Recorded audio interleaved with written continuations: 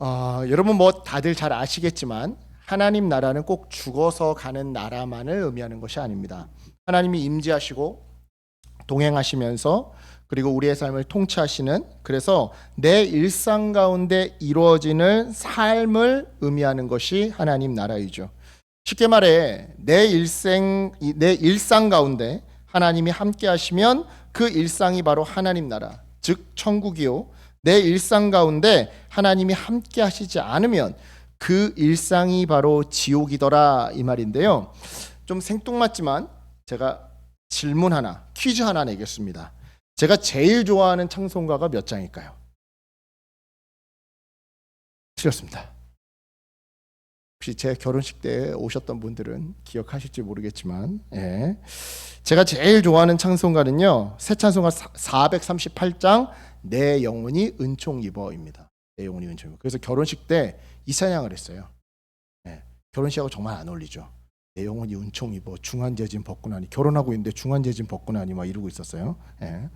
특히 3절 가사 때문에 제가 이 찬송을 굉장히 좋아하는데요. 3절이 이렇게 시작됩니다. 높은 산이 거친 들이 초막이나 궁궐이나 내 주 예수 모신 곳이 그 어디나 하늘나라. 저는 어려서 좀 힘들게 가난하게 좀 살았습니다. 그러다 보니까 이 집에 대한 염려와 집착이 굉장히 강했죠. 신학을 처음 결심할 때도 가장 마음속에 걸렸던 게 바로 집에 대한 부분이었는데요. 목사가 되면 평생 자기 집 없이 떠돌아다녀야 될지도 몰라라고 하는 이 저의 염려에 가장 큰 힘과 위로가 되었던 찬양이 바로 이 찬양, 특별히 3절이었습니다. 3절. 제 아내를 이렇게 꼬실라이제이션 할 때도 요 3절 가사 가지고 꼬실라이제이션 했어요. 생각해 보세요. 외동아들이죠. 집안 형편도 어렵죠. 전도사죠. 뭐 시집 안 올 이유가 굉장히 많아요. 그럼 어떻게 꼬시겠습니까? 내 주 예수 모신 곳이 그 어디나 하늘나라다. 나랑 결혼하면 가난하게 살아도 하늘나라에서 사는 것처럼 해줄게. 물론 그 말대로 지키고 있는지는 모르겠지만, 그래서 이 찬양을 부르고 있노라면, 특히 3절을 부르고 있노라면 제 마음속에, 그래 집이 없으면 어떻고 쓰러질 것 같은 집에 살면 좀 어떠냐, 주님이 함께 하시면 그 어디나 그곳이 바로 하늘나라지 라는 확신이 들었던 거죠. 그렇습니다. 하나님 나라는요 꼭 죽어서 가는 나라가 아닙니다. 이 땅에서부터, 즉 우리의 일상에서부터 하나님과 동행하면서 하나님과 함께 우리의 허리띠를 동이고 팔을 걷어붙인 다음에 신발에 흙을 묻혀가며 그렇게 하나님의 통치를 일구어 나가는 나라가 바로 하나님 나라이죠. 그렇다면 묻겠습니다. 여러분 일상에서 하나님 나라를 경험하고 계십니까? 이 하나님 나라라는 게 내가 그냥 가만히 있는다고 이루어지는 건 아니더라고요. 제가 방금도 말씀드렸지만 손을 걷어붙이고 허리띠를 동이고 신발에 흙을 묻혀가면서 하나님과 그렇게 함께 일구어 나가는 일상이 하나님 나라인데, 여러분 하나님 나라를 일상에서 경험하고 계십니까? 지금 내 상황이 어떠하든, 내 처지가 어떠하든 가정 직장에서 하나님과 동행하고 계십니까? 동행하시는 하나님의 그 도우시는 손길을 힘입어 오늘은 어제보다 한 뼘 더 가정과 직장을 하나님 나라로 일구어 가고 계세요? 만약 우리들의 대답이 아니오라고 한다면 다시 묻겠습니다. 과연 어떻게 해야 우리의 일상을 하나님 나라로 회복시킬 수 있을까요?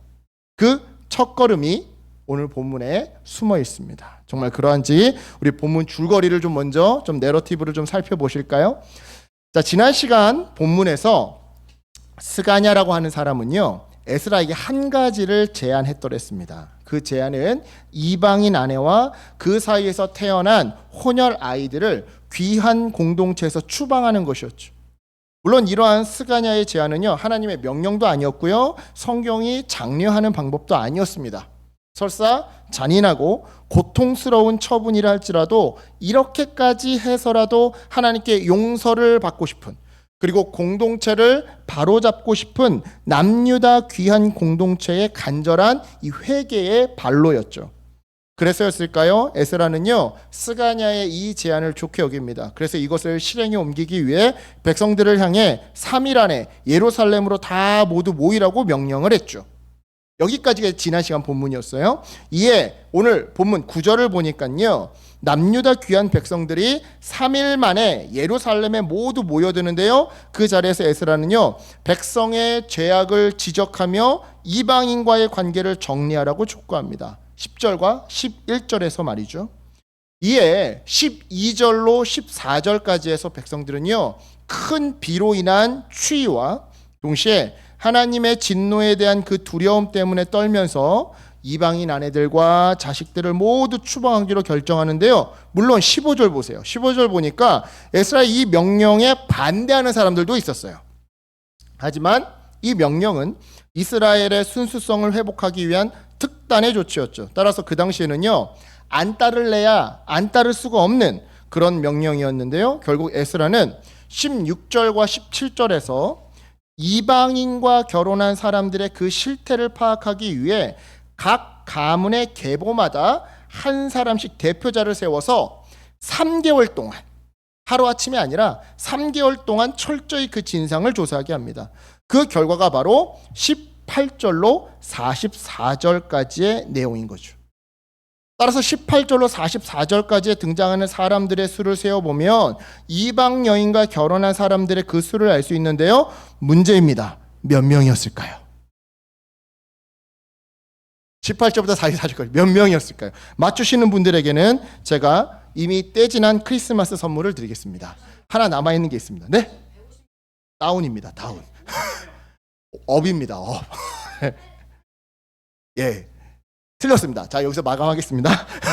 이제 이 선물은 저희 다운이한테 가는 걸로. 카라멜이어서 카라멜. 자, 113명이에요. 113명.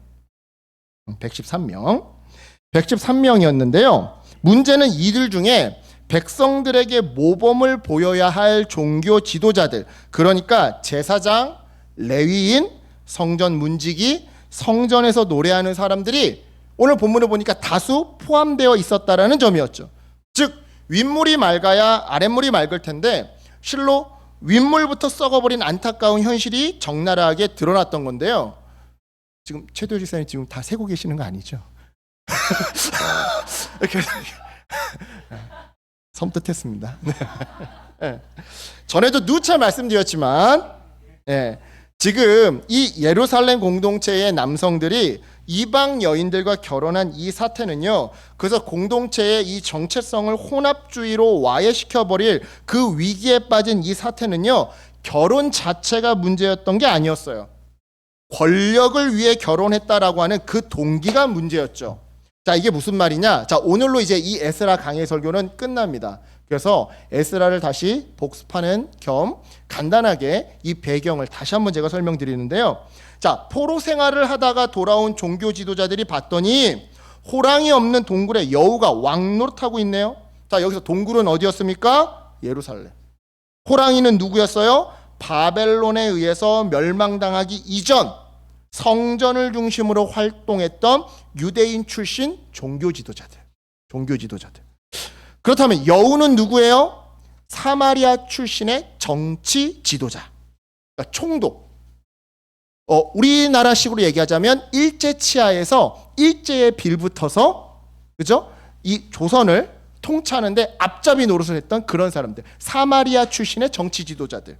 즉 바벨론한테 식민 통치를 받았던 그 이전부터 지금 현재 페르시아한테 식민 통치를 받고 있는 지금까지 종교 지도자들을 비롯한 엘리트들이 모두 포로로 끌려간 빈집 예루살렘에서 제국에 착 하고 빌붙어 그 땅을 다스리던 사마리아 출신의 공무원들이나 호족들이 바로 빈집 예루살렘을 다스리던 여우들이었다 이 말이죠.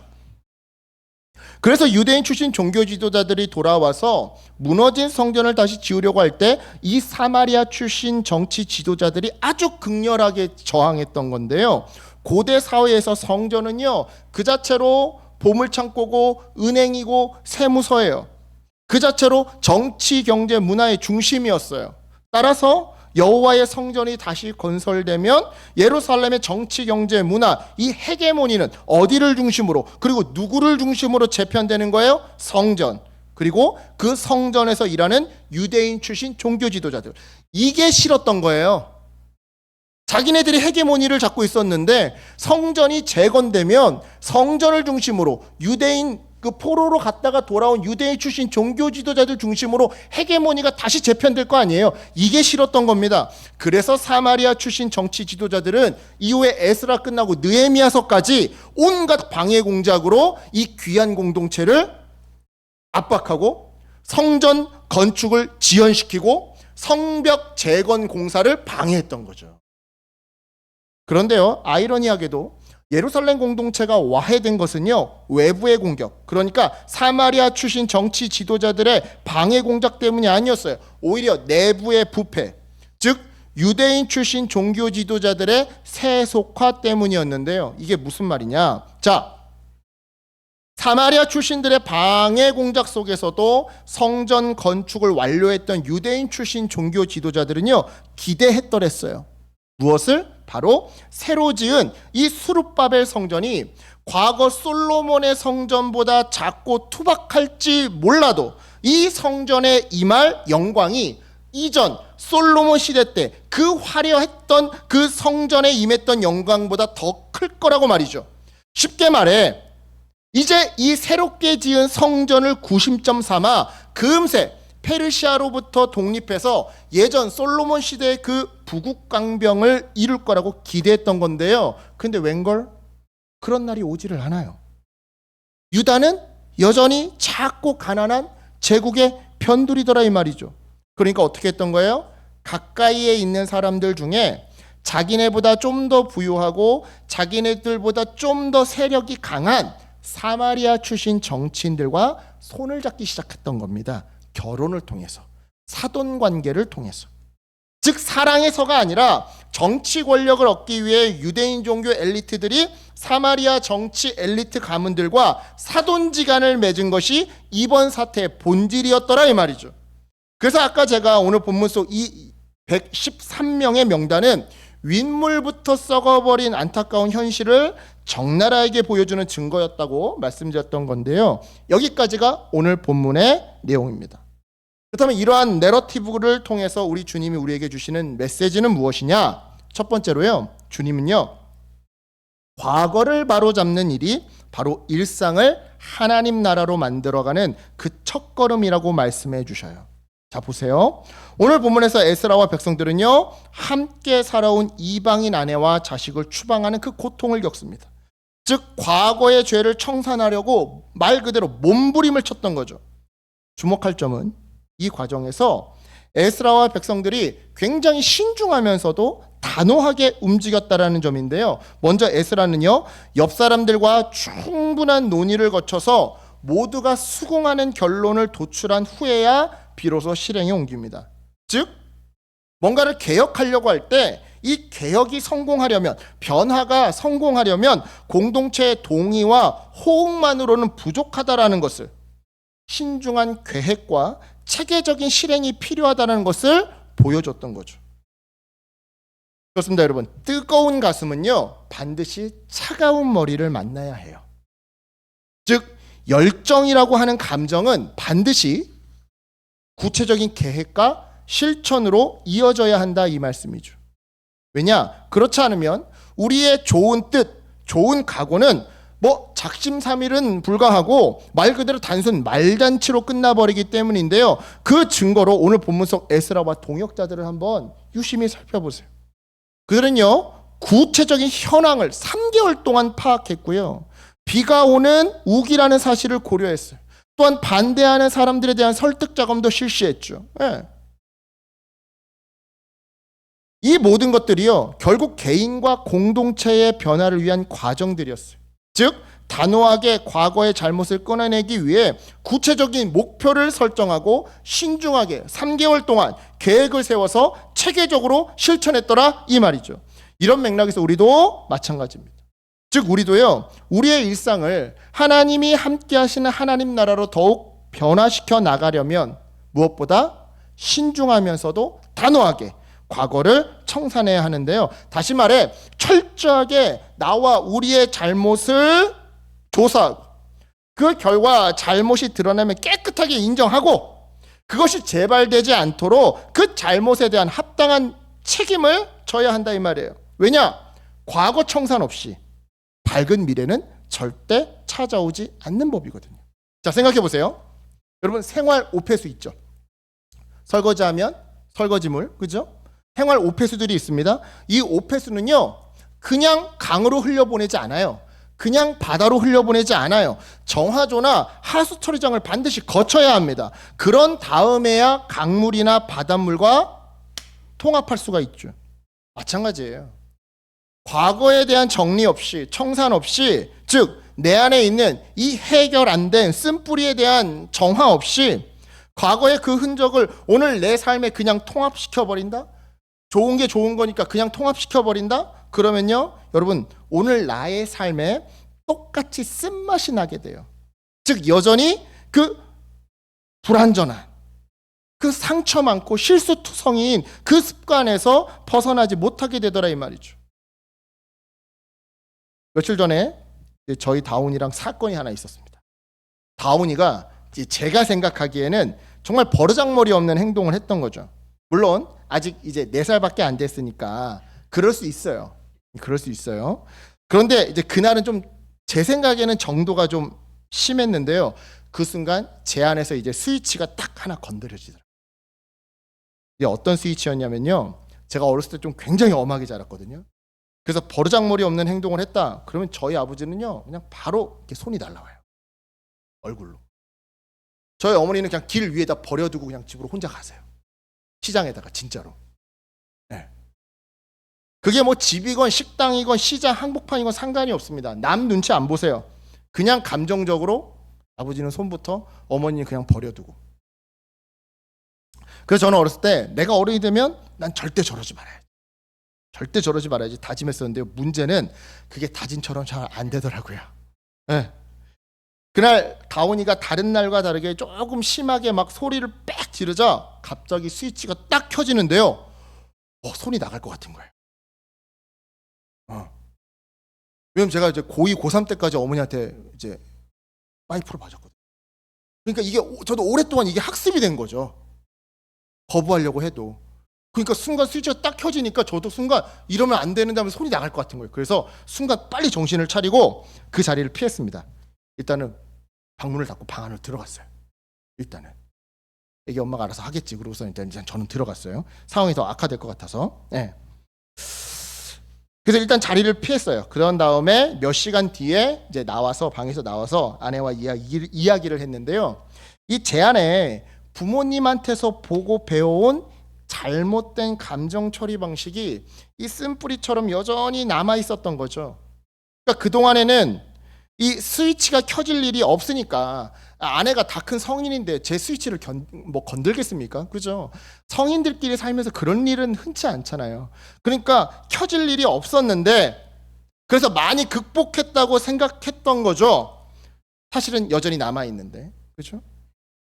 그래서 이제 아내와 함께 이 문제를 어떻게 해결하고 고쳐나갈지 이제 구체적인 대안을 함께 고민했어요. 그냥 뭐 이야기로 끝내는 게 아니라 이거 정말 고쳐야 돼. 이거 정말 내가 이거 해결해야 될 것 같아. 그래서 아내가 어떤 선생님을 한번 만나봤으면 좋겠다 이렇게. 그래서 구체적으로 이제 방안을 이렇게 짰는데요. 그렇습니다, 여러분. 과거는요 그냥 흘러가게 묻어두고 앞으로 잘하면 되지라는 말로 과거의 잘못이, 과거의 쓴뿌리가 오늘 내 삶에, 오늘 우리의 가정, 직장, 교회 가운데 흘러들어오도록 그냥 내버려두면 안 됩니다. 지난날의 잘못에 대한, 실수에 대한, 쓴뿌리에 대한 이 정확한 이 규명과 책임 있는 사과, 그리고 체계적인 극복 방안 수립이 실천될 때 그때 비로소 나와 우리 공동체는 희망을 논하고 앞으로 미래로 나아갈 수가 있는 거죠. 자, 말이 너무 어렵다면 제가 쉽게 말씀드릴게요. 여러분, 잘못한 일이 있으면 우리 2025년이 끝나기 전에 솔직하게 인정하고 잘못했다고 말합시다. 부부 사이에라도, 친구 사이라도 있잖아요. 그때 좀 내가 심했던 것 같은데. 있으면 남겨두지 마시고 2026년이 오기 전에 솔직하게 인정하고 잘못했다고 말합시다. 상대방의 마음이 풀릴 때까지 뭐든 다 하자고요. 그리고 더 중요한 거, 같은 잘못을 반복하지 않도록 우리가 좀 꼼꼼하게 계획을 세워서 체계적으로 실천합시다. 이것이 우리의 일상을 하나님 나라로 만들어가는 첫걸음 중에 스타트인 줄 저는 믿습니다. 각설하고요. 이어서 두 번째로 주님은요, 거룩한 직분에 걸맞는 거룩한 존재가 되는 일이 바로 일상을 하나님 나라로 만들어가는 그 첫걸음이라고 말씀해 주시는데요. 자, 보세요. 본문 18절로 24절까지입니다. 보시면 이방인 아내를 둔 사람 중에 18절로 24절을 보시면 이방인 아내를 둔 사람 중에, 그러니까 권력을 위해 사마리아 정치 가문과 혼인관계를 맺고 그 결과 아내들을 전도하기는커녕 아내들의 혼합주의에 물들어버린 사람 중에 제사장, 레위인, 성전 문지기, 그리고 성전에서 노래하는 사람들이 다수 포함되어 있음을 확인할 수 있어요.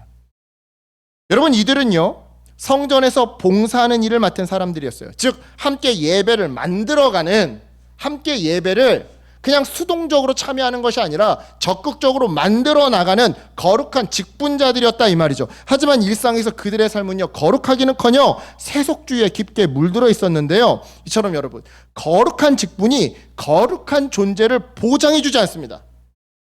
거룩한 직분이 거룩한 일상을 보장해 주지 않는다라고요. 다시 말해서 이 존재의 민낯, 우리의 민낯은 일주일에 한 번 진행되는 이벤트, 어떤 의미에서는 예배가 이벤트잖아요. 일주일에 한 번 하는 이 예배를 통해 드러나는 것이 아니더라는 거예요. 우리의 민낯은 일주일 내내 진행되는 일상을 통해 드러나더라는 것이죠. 자, 예를 들어 볼까요? 제가 목사라고 해서 제 인격과 일상이 꼭 이 목사에 걸맞는 것이 아닐 수도 있어요. 여러분 안 보는 데서 이상한 행동을 하고 다닐 수도 있어요. 예배 끝나고 저기 율전초등학교 앞에 가가지고 일로 와봐, 500원만 내놔봐라 이럴 수도 있어요. 예. 저기 성대 복지회관 뒷동산에 가가지고 몰래 담배 피다가 또 걸릴 수도 있어요. 예.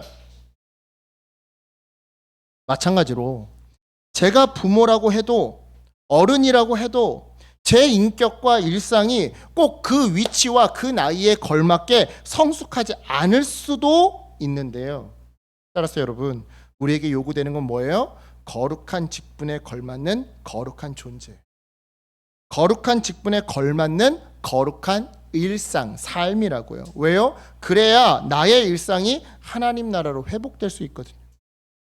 그렇다면 여러분, 우리는 거룩한 직분에 걸맞는 그 거룩한 존재가 되는 일에 왜 늘 실수하고 왜 늘 부족한 걸까요? 도대체 왜 하나님의 자녀라고 하는 그 거룩하고 복된 직분에 걸맞는 그 성숙을 이뤄내지 못하는 걸까요?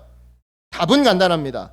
이 에스라서를 처음부터 끝까지 살펴보건대 그 이유는요, 하고 싶은 일만 하려고 하고 하기 싫은 일은 하지 않으려 하기 때문이에요. 이게 무슨 말이냐? 에스라서의 전체 스토리를 한번 여러분 기억해 보세요. 그냥 기억하지 마시고 학개서, 우리 얼마 전에 큐티로 학개서 보지 않았습니까? 그죠? 학개서와 연결지어서 한번 깊게 기억해 보세요. 포로에서 귀환한 남유다 백성들이 진짜 하고 싶었던 일은 뭐였습니까, 여러분? 성전보다 자기들의 집을 먼저 완공하는 일이었어요. 그러니까 정치 권력자들의 이 음해 공작, 방해 공작 때문에 성전 건축이 딱 멈추자 뭐부터 하는 겁니까? 탄원서 쓰고 다시 하게 해줘라, 이거 하는 게 아니라 자기 집부터 짓는 거예요. 그러니까 학개 선지자가 이러는 거 아닙니까? 여호와의 성전은 짓다 말았는데 너네 완벽한 집을 짓고 살고 있구나. 그러니까 그 마음속에 진짜 욕망은 뭐였던 거예요? 자기 집부터 짓고 싶었던 거예요. 즉 성전이 일단 완공되고 나면 하나님의 말씀이고 뭐고 자기들이 생각하는 독립, 자기들이 생각하는 부자, 강한 나라, 이걸 이뤄내는 게 그들이 진짜 마음속에서 하고 싶은 일이었다 이 말이에요. 바로 이러한 그들의 욕망이 투사되었기에 그들은요, 이방 여인과 결혼해서 그 권력 지향적인 이방 가치관에 물들어 버렸던 겁니다. 이처럼 이들은요, 하나님의 말씀이 하지 말라고 해도 하고 싶은 일은 하려고 했어요. 반대로 말해서 하나님의 말씀이 하라고 해도 하기 싫은 일은 교묘하게 피해왔더라 이 말이죠. 그런데 여러분 잘 기억하시기 바랍니다. 하고 싶은 일을 할 때 우리는 성장합니다.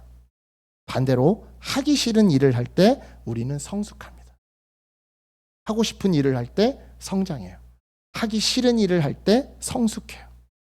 다시 말해 하기 싫어도 모여서 예배하고 모여서 성경 공부하고 모여서 중보기도 할 때 그때 우리는 성숙하고요. 또한 하기 싫어도 전도하고 구제할 때 그때 우리는 성숙하더라 이 말이에요. 다르게 말해볼까요? 가정, 직장, 교회에서 주님 말씀 따라 순종하고 양보하고 헌신하고 배려하고 섬길 때 그때 성숙하더라는 것이죠. 이게 중요한 이유가요. 인생은요, 성장만으로 행복할 수 없기 때문이에요. 성숙해야만 행복할 수 있기 때문이에요. 실제로 보세요. 이 성전보다 자신들의 집을 먼저 완공하면요, 그만큼 집을 빨리 얻게 되는 거니까 재산으로 따지자면 성장을 이룬 거예요. 또한 이방 여인, 정확히는 사마리아 출신의 정치인 가문과 사돈 관계를 맺으면 그만큼 빨리 부와 권세를 얻게 되는 거니까 외적인 면에서는 성장을 이룬 것이더라 이 말이죠. 하지만 여러분, 이 과정에서 성숙은 없어요. 귀찮지만 말씀으로 하나 되는 일에 최선을 다한 흔적이 없어요. 힘들지만 희생하고 양보하고 헌신한 흔적이 없어요. 그런데 이처럼 성숙이 없으니까 어떻게 되는 겁니까? 일상 속에서 행복이 없어요. 일상 속에서 하나님 나라가 주는 충만함을 누리지 못해요. 그러니까 맨날 비교해요. 비교하면서 더 화려하고 더 풍성하고 더 자극적인 것들을 추구했던 거죠. 하지만 여러분, 더의 끝은요, 허무해요. 더는 자기를 충족시켜 줄 수 있는 자극이 없으니까 그 끝에서는 결국 허무해지고 마는 거죠. 따라서 여러분, 성숙을 통해 지금 내가 가지고 있는, 누리고 있는 이 일상 속에서의 행복을 발견해야 하는 겁니다. 제가 살아보니까요, 인생은 다 다람쥐 쳇바퀴 돌아가는 삶이더라고요. 물론 새로운 직장을 얻고 나면, 새로운 곳으로 이사 가고 나면 허니문 기간이라는 게 있어요. 예, 뭐 길면 3개월. 그때는 모든 게 다 색다르고 신선하고 재밌어요. 근데 3개월, 길어봤자 3개월 지나고 나면 월요일 날 무슨 일하고 화요일 날 무슨 일하고 수요일 날 무슨 일하는 게 다 정해져 있어요. 그죠? 어떤 직장을 다니든 어떤 곳에서 삶을 살아가든 우리의 인생은 결국 다람쥐 쳇바퀴 돌아가는 삶이더라고요. 그러니까요, 3개월 지나면 슬슬 식상해지기 시작해요. 네. 늘 점점 재미가 없어져요. 제가 그때 발견했어요. 아, 진짜 내공은 다람쥐 쳇바퀴 돌아가는 그 이 일상 속에서 재미를 발견하는 거구나. 이게 진짜 실력이구나. 근데 이게 성장만으로는 안 된다니까요. 이건 성숙해야만 이걸 발견할 수 있다니까요. 여러분, 성숙을 통해 지금 내가 가지고 있는, 지금 내가 누리고 있는 이 일상 속에서의 행복을 발견해야 하는 겁니다. 그런데 이때 이 성숙은 어떻게 얻는다? 하기 싫은 일을 할 때 얻는다. 이런 맥락에서 다시 우리의 직분을 한번 기억해 봅시다. 우리는 다 하나님의 자녀고요, 목사고요, 권사님이고요, 장로님이고요, 집사님이고요, 한 가정의 아버지, 어머니이고요, 한 직장의, 한 사회의 구성원이에요. 여러분, 이 과정에서 하고 싶은 일만 있을까요? 아닙니다. 하나님의 자녀이기 때문에 한 가정의 부모이고 한 회사의 직원이기 때문에 우리는 싫어도 해야 하는 일들을 마주하게 돼요. 바로 그때 여러분, 하기 싫은 그 일을 해야만 합니다. 받아들이기 힘든 그 상황을 받아들여야 한다고요. 그래야 성숙하고요. 그래야 직분에 맞는 존재가 될 수 있어요. 그리고 그렇게 직분에 걸맞는 존재가 될 때 우리의 일상은 비로소 하나님 나라에 조금 더 가까워지게 되는 것이죠. 개인적으로 저는 기타를 메고 찬양 인도하는 것을 별로 안 좋아합니다. 네. 지금도, 옛날엔 정말 싫어했고요. 지금도 그렇게 좋아하지는 않아요. 왜냐하면 제가 기타를 진짜 사실 못 치거든요. 제가 기타를 처음 배운 게 초등학교 4학년 때였습니다. 그러니까 지금으로 치자면 33년 전에 친 거예요. 그러니까 33년 동안 쳐온 거죠.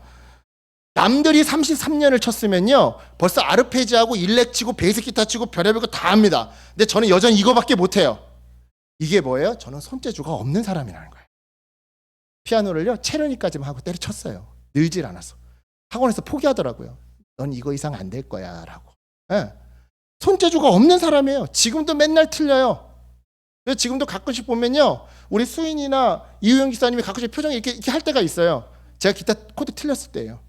귀신같이들 알고 이렇게 고개를 흔들어요. 네. 네. 그래서 찬양 인도를 시작했을 때, 그때가 이제 제가 고등학생 때 처음 찬양 인도를 시작했었는데, 그때는 기타 없이 그냥 강대상에서 찬양 인도를 했더랬습니다. 그랬던 제가 대학교에 와서 27살 늦가기 복학생으로 이 선교단체에 들어갔더니 글쎄 찬양 인도를 하래요. 선배가 없다고. 그것도 우리는 전통이 기타를 메고 해야 된대요. 얼마나 하기 싫었겠습니까? 처음에 기타 치는데 가관이었어요. 뒤에서 선배들 몇 명이 이렇게 팔짱 끼고 잤어요. 정말 가관이 아니었습니다. 예. 와, 정말 하기 싫었습니다. 예.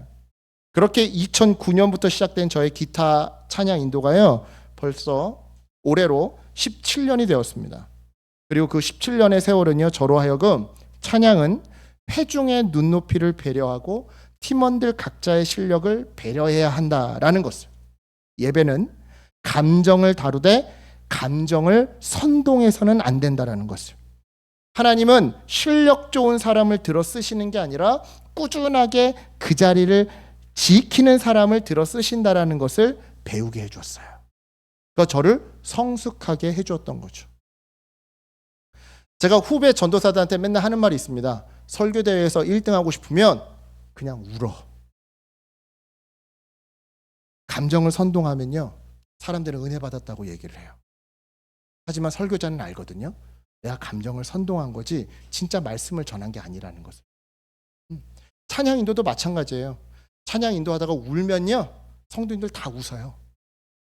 그러면 그날 예배 끝나고 권사님들이 아유 목사님 오늘 찬양 때 은혜 받았습니다 다 이러고 가세요. 근데 저는 알죠. 내가 선동했다라는, 성숙을 배우게 해준 거죠. 하기 싫은 일을 억지로 했는데 그것이 저에게 성숙을 선물해 준 거예요. 이런 맥락에서 저는 오늘날 이 시대의 문화를 살짝 걱정하며 바라보곤 합니다. 즉 장점으로 승부보라는 멋들어진 그 구호 아래 하고 싶은 일만 하려고 하고 하기 싫은 일은 하지 않으려는 이 시대의 사람들을 걱정스럽게 바라본다 이 말이죠. 그런 사람들에게 꼭 해주고 싶은 말이 있는데요. 인생은 결코 하고 싶은 일만 하면 살 수 없어요. 맞잖아요. 애 낳고 길러보세요. 하고 싶은 일만 하면서 어떻게 처자식을 먹여 살립니까? 그렇죠? 이러면 요즘 청년들은 이럽니다. 목사님, 그래서 저는 결혼 안 하고요, 그냥 하고 싶은 일 평생 하면서 살려고요.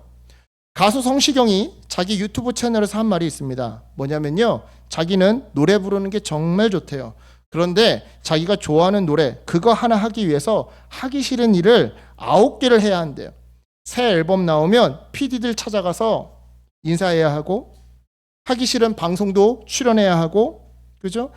그리고 또 뭡니까? 그것 때문에 하기 싫은 메이크업 받아야 하고, 하기 싫은 다이어트 해야 하고, 기타 등등.